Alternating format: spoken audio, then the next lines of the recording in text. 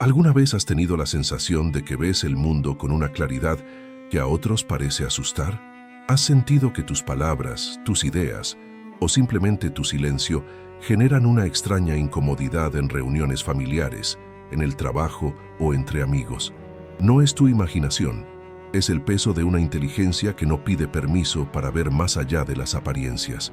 Vives en un mundo que, aunque predica admirar la brillantez, en el fondo le teme profundamente.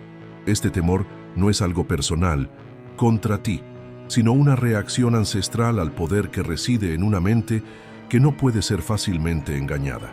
Como nos enseñó Nicolás Maquiavelo, el poder no se mantiene con la verdad, sino con el control de las percepciones. Y tú, con tu capacidad para desarmar argumentos vacíos y señalar las contradicciones que todos prefieren ignorar, eres una amenaza andante para ese orden controlado. Eres el espejo que la sociedad no quiere mirar. En este viaje que haremos juntos hoy, no solo exploraremos por qué tu forma de ser incomoda tanto al poder establecido, sino que te prometo algo más valioso. Al final de esta reflexión, encontrarás una profunda paz en tu propia autenticidad. Comprenderás que no hay nada malo en ti y aprenderás a navegar un mundo que no está listo para tu luz. Hacer estos vídeos es mi mayor pasión, y encontrar mentes como la tuya es el motor que impulsa este canal. Tu suscripción es el mayor gesto de apoyo que puedo recibir. Si este mensaje ya resuena contigo, te pido que hagas clic en el botón de suscribirte. Ayúdame a seguir creando este refugio para quienes se atreven a pensar diferente. Capítulo 1. El espejo inconveniente. La inteligencia como amenaza al orden social. Para entender por qué la inteligencia afila los miedos de la sociedad, debemos mirar hacia la fría y lúcida obra de Maquiavelo.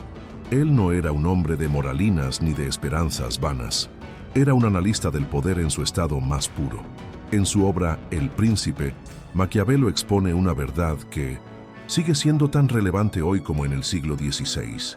Para que un líder o un sistema mantenga el control, debe ser amado o temido, pero sobre todo debe evitar ser despreciado. Y la forma más rápida de generar desprecio es permitir que la gente vea la maquinaria detrás del telón, las cuerdas que mueven las marionetas. Aquí es donde entras tú. Una persona altamente inteligente no se conforma con el espectáculo. Tu mente, de forma casi automática, analiza los patrones, cuestiona las narrativas y detecta las inconsistencias. Cuando un político pronuncia un discurso emotivo, pero lógicamente vacío, tú lo notas. Cuando una empresa lanza una campaña de marketing sobre valores que contradicen sus prácticas, tú lo ves. Cuando en una dinámica familiar se perpetúan roles tóxicos bajo la máscara del amor y la tradición, tú sientes el peso de esa falsedad. No es que lo busques, es que no puedes evitarlo. Tu inteligencia es un detector de incongruencias. Y esto, para el orden social que depende de la conformidad y de las mentiras piadosas, es extremadamente peligroso.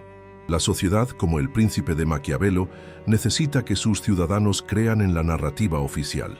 Necesita que aceptemos las reglas sin cuestionarlas demasiado, que sigamos los caminos trazados y que encontremos consuelo en las ilusiones compartidas.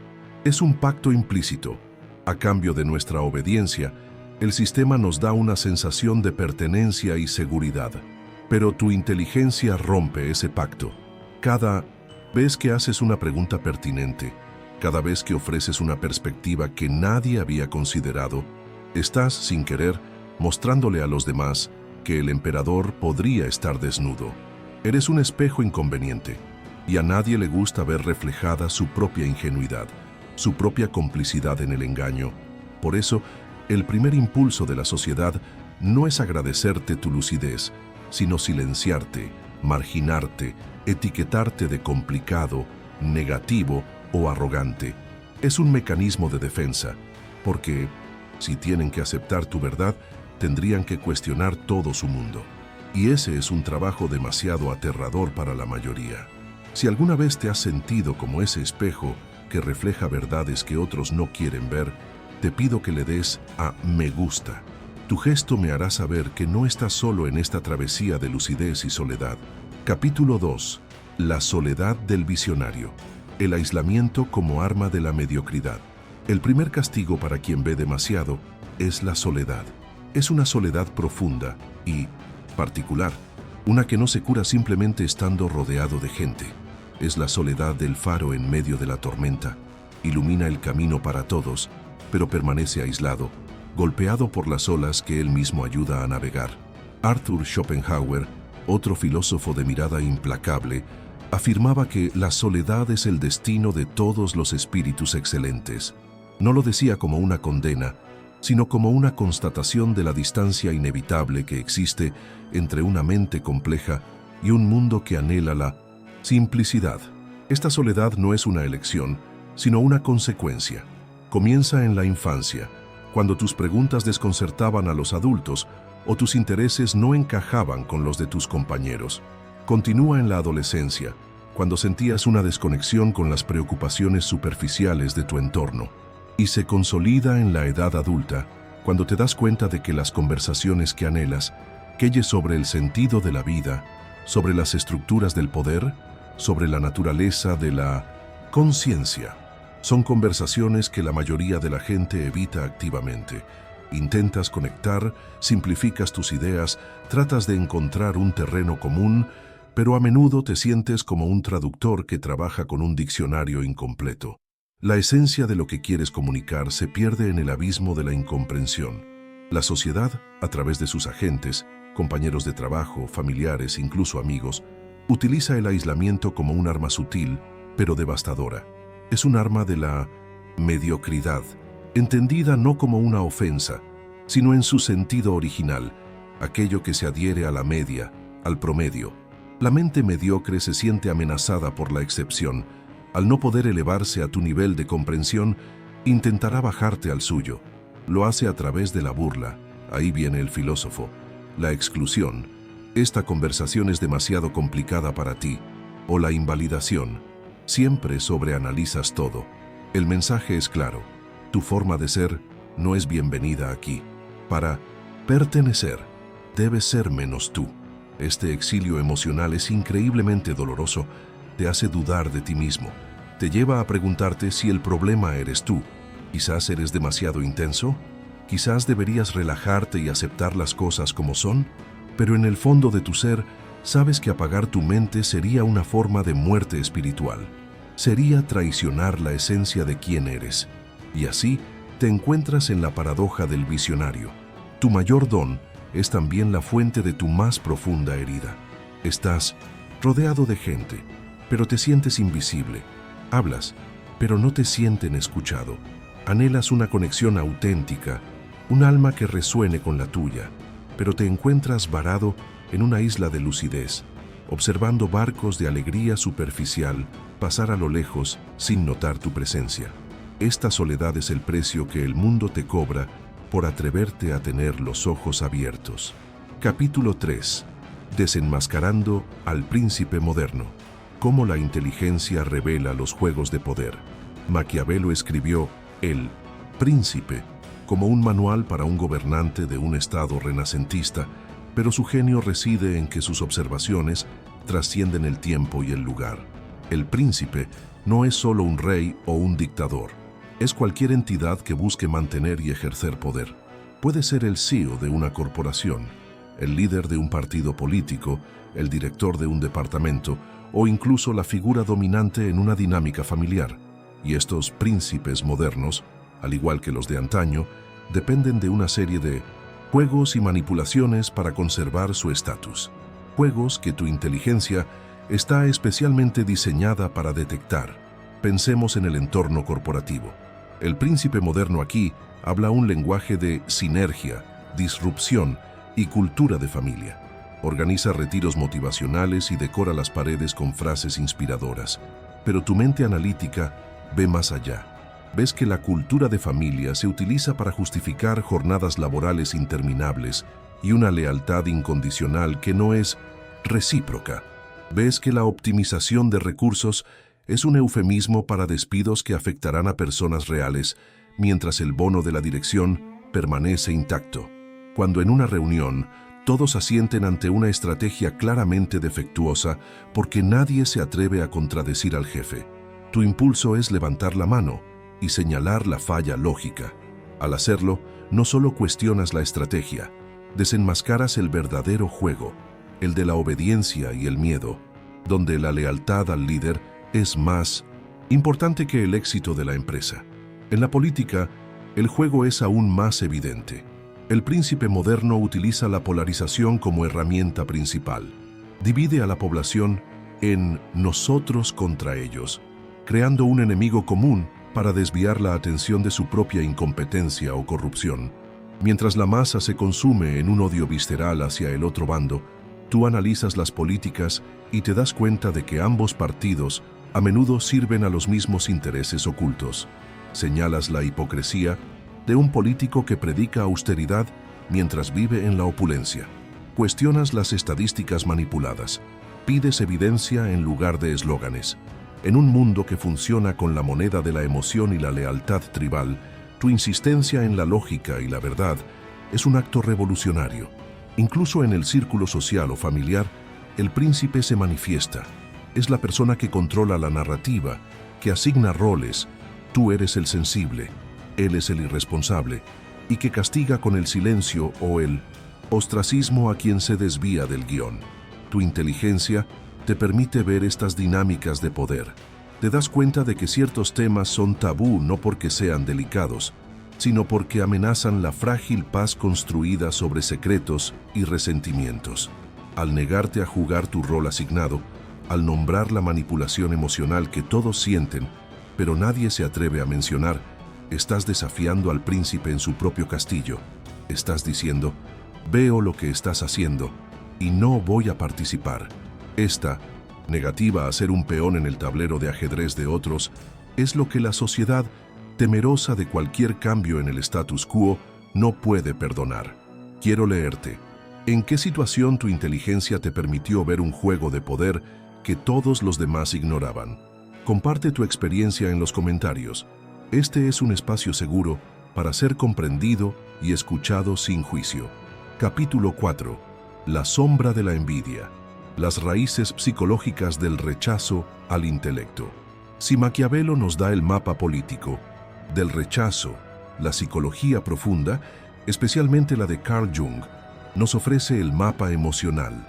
Jung introdujo el concepto de la sombra, esa parte de nuestra psique donde residen todos los aspectos de nosotros mismos que reprimimos y negamos, tanto los oscuros como los potencialmente luminosos. La sombra no es necesariamente mala, simplemente es lo que no queremos admitir que somos. Y una de las cosas más difíciles de admitir para muchas personas es su propia mediocridad, su propia falta de curiosidad intelectual o su pereza mental. Cuando una persona así se encuentra contigo, alguien cuya mente es ágil, curiosa y penetrante, tu propia existencia se convierte en un espejo que ilumina su sombra. Tu luz no solo brilla, sino que, sin querer, proyecta una larga sombra sobre su propia autopercepción. Ellos no piensan conscientemente. Esta persona es más inteligente que yo y eso me hace sentir inferior. El proceso es mucho más sutil y venenoso. Lo que sienten es una punzada de incomodidad, una irritación inexplicable. Es la voz de su propia sombra susurrándoles. Tú podrías ser así.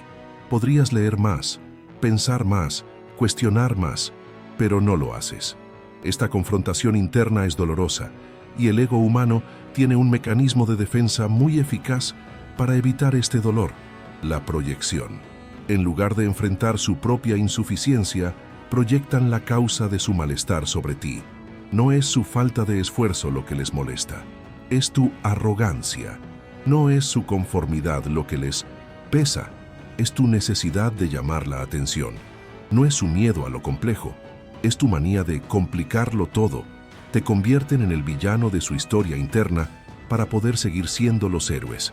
A esta dinámica se suma una de las emociones más corrosivas y antiguas, la envidia.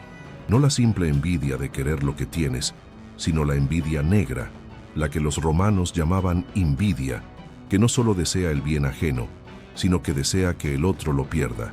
Esta envidia no quiere volverse más inteligente, quiere que tú te vuelvas más estúpido, quiere silenciarte, ridiculizarte, anularte. porque tu brillo es un recordatorio constante de su opacidad. Es la envidia que Salieri sentía por Mozart en la obra Amadeus, el tormento de alguien que puede reconocer el genio, pero no puede alcanzarlo. Este rechazo basado en la envidia y la proyección de la sombra es particularmente insidioso porque opera bajo el radar de la lógica. No puedes argumentar en contra de él, no puedes defenderte, mostrando tus buenas intenciones, porque no estás lidiando con una crítica racional, sino con la herida narcisista de otra persona. Cualquier intento de justificarte solo será visto como una prueba más de tu arrogancia. Estás atrapado en una trampa psicológica donde tu mayor virtud es percibida como tu peor defecto. Entender esto es crucial y liberador. Te permite dejar de tomarte el rechazo como algo personal. No se trata de ti, se trata de ellos y su lucha interna con su propia sombra. Tú solo fuiste el catalizador que encendió una luz en un sótano que preferían mantener a oscuras. Capítulo 5. El arte del disimulo estratégico. Protegiendo tu paz interior en un mundo hostil. Una vez que comprendemos que la hostilidad hacia la inteligencia es una reacción de miedo y envidia, la pregunta cambia. Ya no es ¿por qué me pasa esto?, sino ¿qué hago para sobrevivir y prosperar en este entorno sin perder mi esencia?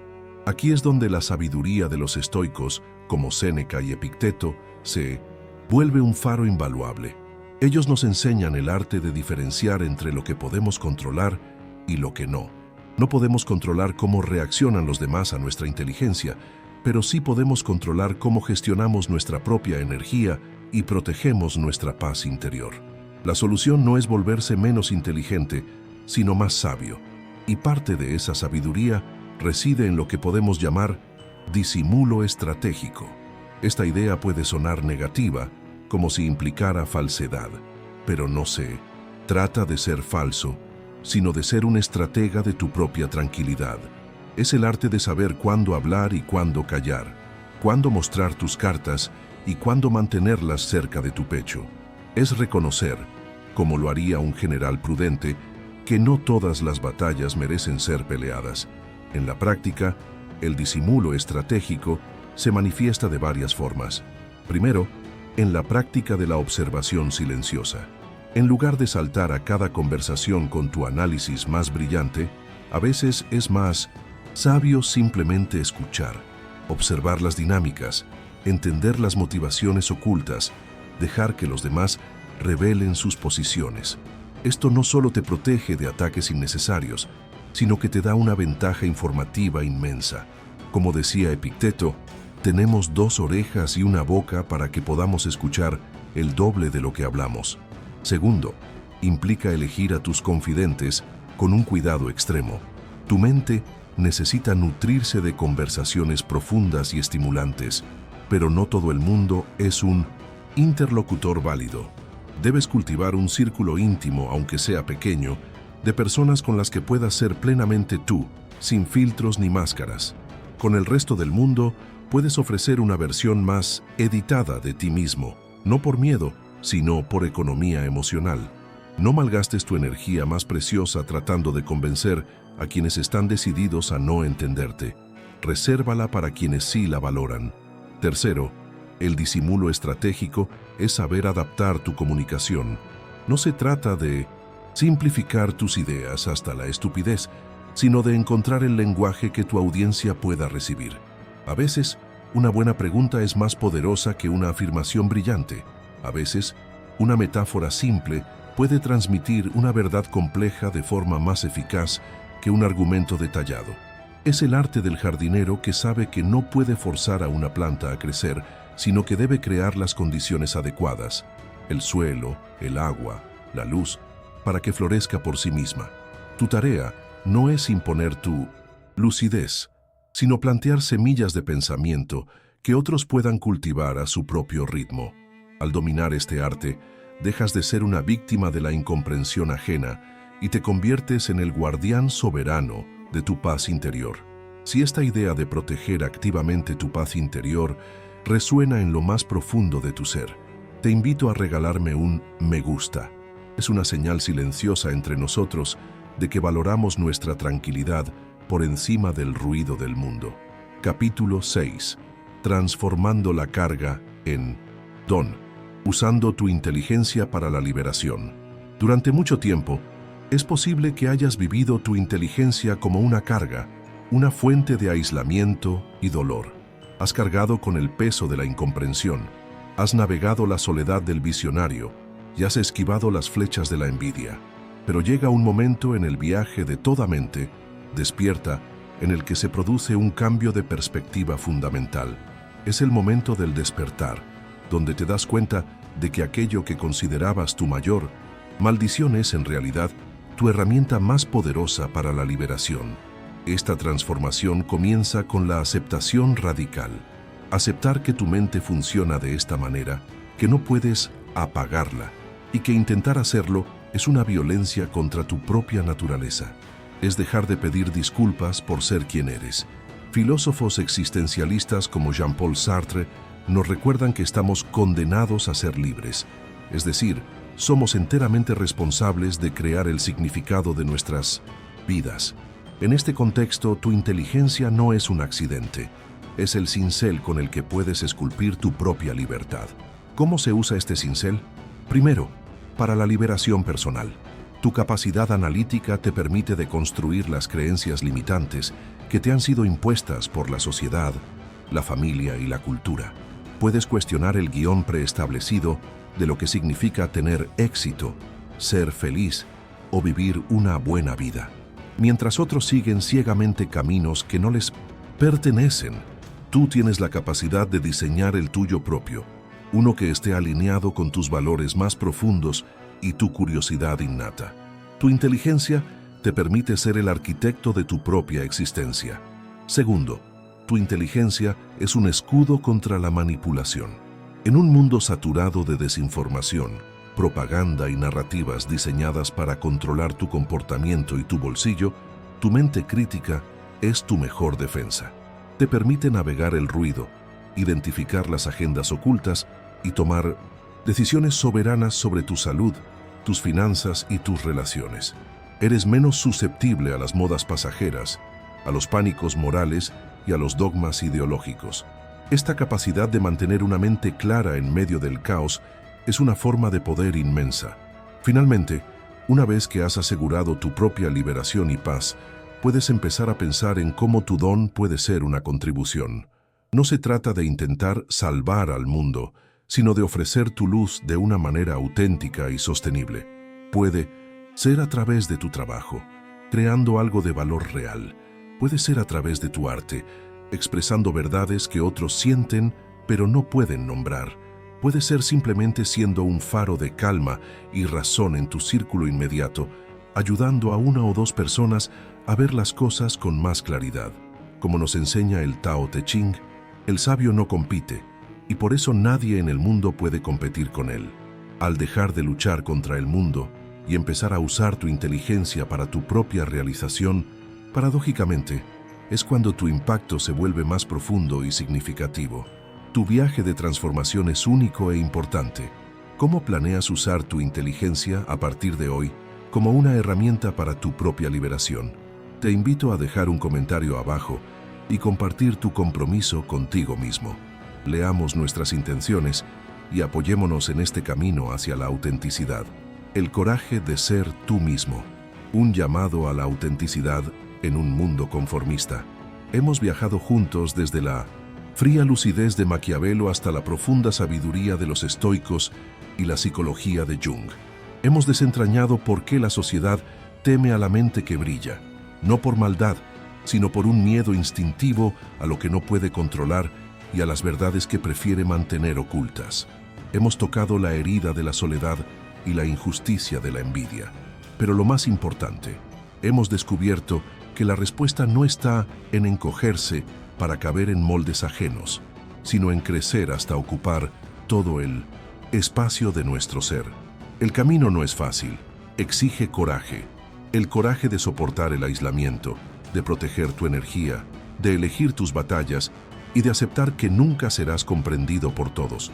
Pero la recompensa es la forma más pura de libertad que un ser humano puede experimentar, la libertad de ser auténtico.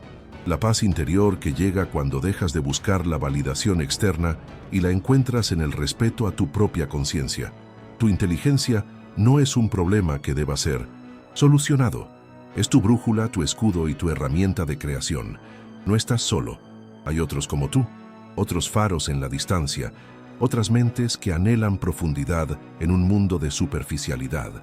Estamos aquí, construyendo una comunidad de espíritus despiertos que entienden que el verdadero poder no reside en conformarse, sino en la silenciosa y digna revolución de ser uno mismo. Si este viaje de reflexión ha encendido una luz en tu interior, si te ha hecho sentir visto y comprendido, te invito a unirte a nuestra comunidad. Suscríbete y activa la campana, porque esta conversación, este refugio, apenas comienza. Tu presencia aquí es la prueba de que las mentes valientes no se han extinguido.